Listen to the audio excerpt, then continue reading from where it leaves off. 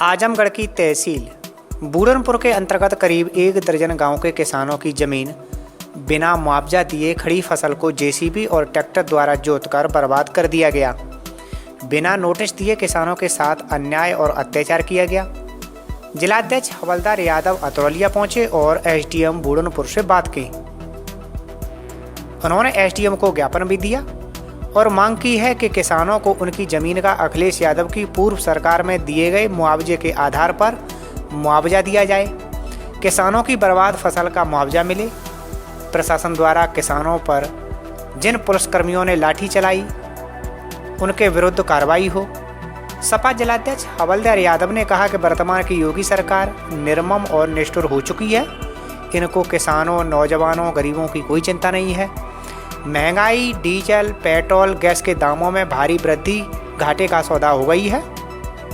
Budget में आजमगढ़ और किसानों के विकास के बारे में कोई प्रावधान नहीं हुआ है जिससे कि आम जन को कोई राहत मिल सके। देखिए, ये प्रदेश की योगी सरकार निरंकुश हो गई है और इस सरकार में किसानों की जो स्थिति है किसी से छिपी नहीं है।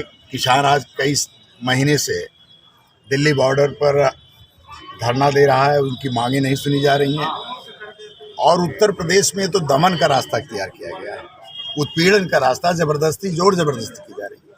अतरौलिया में मुख्यमंत्री जी के, योगी जी के ज़िले में जाने वाली जो एक्सप्रेसवे से लिंक रोड है गोरखपुर, उसको बनाने की इतनी जल्दी पड़ी है कि किसानों की ज़मीन का मुआवजा भी नहीं मिला।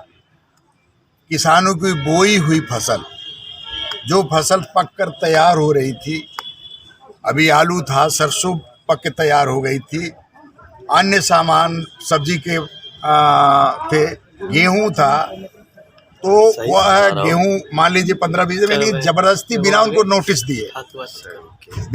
नोटिस दिए धारा 11 की बात को ये लोग दूसरे नज़रिए से देखते हैं। बगैर किसान की सहमति से आप किसान की ज़मीन नहीं ले सकते हो, लेकिन इन लोगों ने परसों ज़बरदस्ती जा करके जेसीबी लगा करके, ट्रैक्टर लगा करके खड़ी फसलों को जोत दिया, नष्ट कर दिया, बर्बाद कर दिया।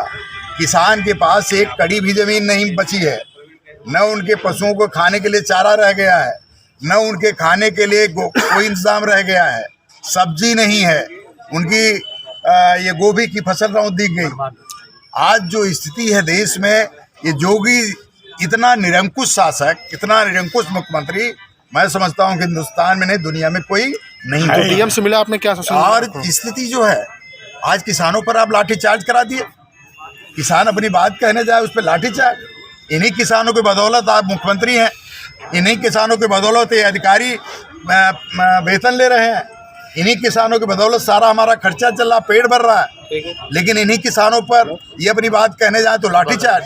ये निश्चित तौर पर ये अन्याय हो रहा है और ये अन्याय आने वाले दिनों में योगी जी को भुगतना पड़ेगा और इस प्रदेश में 2022 में उनको जनता नकार देगी। जिलाधिकारी से मिले, क्या आश्वासन मिला आपको? जिलाधिकारी ने कहा कि हम जांच कराएंगे, अगर अन्याय हुआ तो उसकी कार्रवाई करेंगे और उन्होंने कहा कि हम मुआवजा देंगे। हमने कहा मुआवजा उसी खेत में अखिलेश यादव की सरकार ने 14 लाख बिस्वा दिया और उसी खेत के आधे पोर्शन में योगी की सरकार 1,20,000 रुपये देने की बात कर रही है। तो सरकार नियम यह है कि जिस खेत में आप उसके पहले का रेट दिए हैं, उसी रेट से आपको सबको आप भुगतान करें।